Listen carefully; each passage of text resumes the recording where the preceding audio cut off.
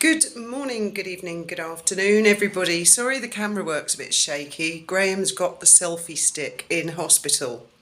Right, latest is I have just seen on TMZ, they have in the past seemed to be in the know, that Meghan and Harry are going to move to Hollywood. They did suggest something like that a while back, I think, that they say they've passed on that opportunity. I'll put a link in the description to the article. It's quite interesting because to me it comes across as if it's been spoon-fed from Harry's camp. Not Meghan's, from Harry. Because this is my belief, right? Only my belief. I don't know any of this for a fact. It is my belief that Harry and Meghan have two different camps. The reason it comes across as coming from Harry's camp is they mentioned that they lived in Hollywood before when they were at Tyler Perry's. I didn't realise that was Hollywood. And that Harry had said in the Netflix thing that the 6 weeks they were there before anybody knew they were there were the most blissful weeks of their lives, right? Now, yet again, there's like inconsistencies and discrepancies and stuff like that. And I believe it's Harry's camp because I think he's trying to make the point that Meghan is not the leak, because they emphasise 6 weeks before Harry's family knew they were there. So the implication is that his family leaked it. And I don't believe that at all. Why is it that there were no leaks? It was a watertight ship. The palace was a watertight machine until a certain someone got involved. Now, I'm not saying it's Meghan herself. Maybe she goes to the hairdressers and says too much, or maybe she has a lapdog hanging around all the time, or a mouthpiece hanging around all the time. I don't know. But it would appear that a lot of leaking started then. And I'm sure Harry's aware that a lot of people believe she is the leak. I'm one of them. I believe she is the leak. I don't know for sure, but that's the way it comes across. That's the way the PR comes across. So there's all this leak. And he's like, well, they're saying in TMZ, my family didn't know anything about us being at Tyler Perry's for 6 weeks. And then suddenly the press found out. There's definitely an implication in there. William has come out fighting with his friends standing up for him, and good. I think they've woken a bit of a sleeping giant there. I believe Prince William has been sitting off, holding his temper, biting his tongue. Okay, little brother. Okay, little brother. I think this one's gone too far. And also, if you know, Tyler Perry says, oh, it was crazy, there were paparazzi everywhere, there were drones, there were helicopters. Why didn't Harry and Meghan film that and include that in Netflix? Because they didn't. There was nothing. The only part I saw where they were suggesting it was a paparazzi was in Canada on the lake, and it was a little rib with a couple of people on it. I wasn't even sure there was a photographer on that boat. That could have been any boat. It was not like there were swarms of photographers like in the days of Princess Diana, like in the days of Catherine, before she married William. Absolutely swamped and swarmed. Nothing of the sort. Why didn't they film the helicopters? Why didn't they film the drones? They knew they were going to make a thing for Netflix. They would want it documented. You would, wouldn't you? If it was your house, you would want evidence. The first thing you do is grab your phone, isn't it? And you'd video it. Where's the video? The other thing they had on their Netflix thing was like one moped guy who I couldn't even see the moped guy. So, I mean, why didn't they? Because it's bullshit. Now, I'm going to come to the greatest part of bullshitonia about this latest book of Omids, which is, I'm going to call this absolute outright bullshit, because I can factually see it, evidence of it, with my eyes. He says in one of his excerpts that Catherine is too quiet, too timid to speak up or step out, and she doesn't want to put her head above the parapet. So I just thought I'd go through a few things. Didn't she play tennis with that tennis star, what she called Emma? I don't know how to pronounce this, and please don't bother mentioning, because I'm probably never going to mention this woman's name again, because I'm not a tennis fan. I get it, a lot of people like tennis, I'm not one of them. Raducanu, that Emma girl, right? You all know who I'm talking about. Didn't Catherine play tennis with her? I think that's a very bold move. Very, very indeed. She plays the piano. Didn't she play the piano in May of this year?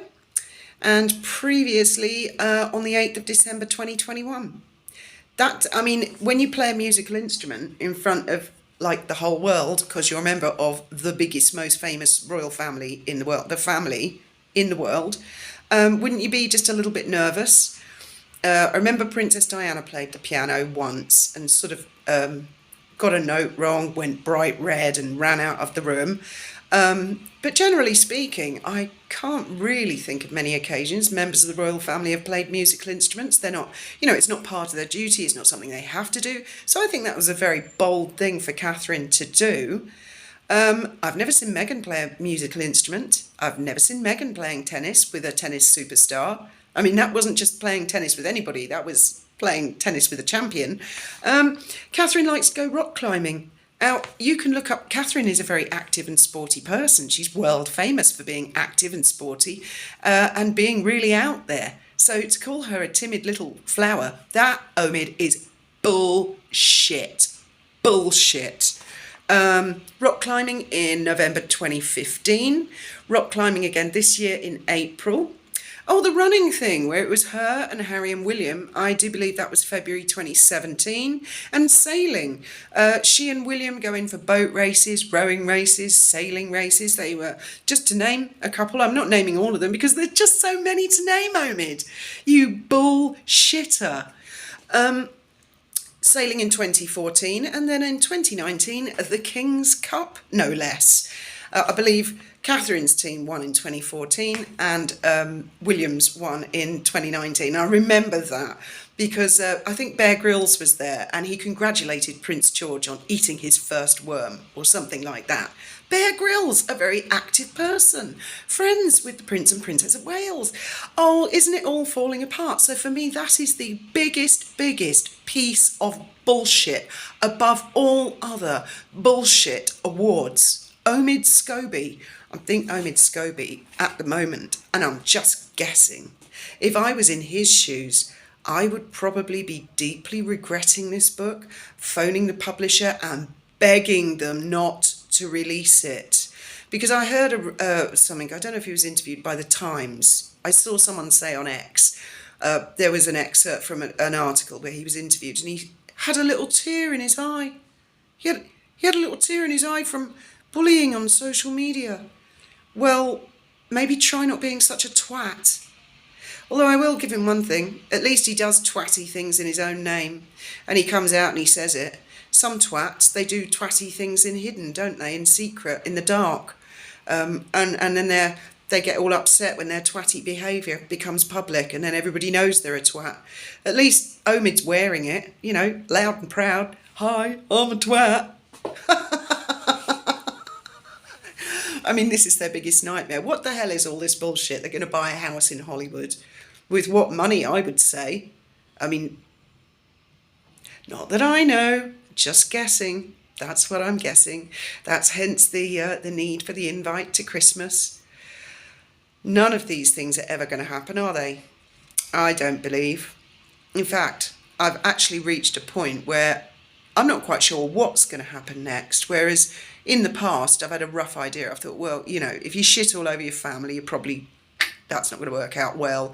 If you spend endless amounts of money on fake awards and fake red carpet events and expensive outfits and stay in expensive hotels with a lot of extra unnecessary security, and you haven't got an income, that's not a good idea. So, I mean, they're sort of logical things. See, what I think Meghan has always done is like blagged it and bluffed it. She puts rumours out there, so-and-so wants to work with her, in the hope it will gain traction. She's one of these girls, put on a smile, no matter how bad your day is, put on a smile. And also, very interesting, I was listening to H.G. Tudor yesterday, I'll put a link in the description, where he explains basically where's she going to go if she hasn't got another victim lined up, if Harry leaves. And H.G. is sort of said, well, I won't spoil it. I'll let you guys listen to it. I found it fascinating and I'm in complete agreement with HG. Unless there's a lot of money, there's a replacement, I can't see her going anywhere, because I genuinely don't believe that she loves Harry.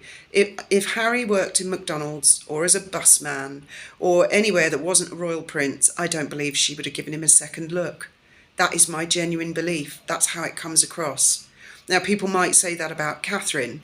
No, I don't believe so, because they were together for years, to be absolutely certain, before they got engaged. Years, and they did split up, and it was a rocky road, and William was very wise to make sure that the girl knew what she was getting herself into, got used to a few harsh headlines. With Princess Diana, I hate to say it, I think she married Charles because he was the Prince of Wales. I really do. I don't believe she was desperately in love with him. I'm sorry. But I do believe with Catherine and William that they are a team and they're together. That's how they come across.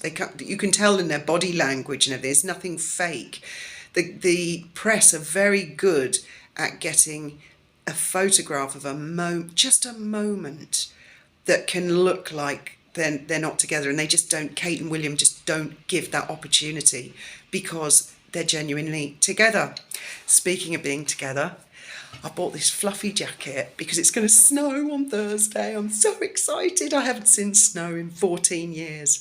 And Graham, I don't want to speak too soon, but he saw the top doctor this morning who said he's probably going to be discharged today and be coming home. So I've been preparing for that. So hopefully, if that happens today, then we might do a video tonight and have a chat about stuff, because he's got the selfie stick, and then we can do like an evening chat. So, thoughts and opinions, isn't it interesting? I don't know about you guys, but I'm absolutely loving it, because we're approaching the moment. We are now approaching the moment that I have been waiting for years. The end. As always, thank you very much for listening.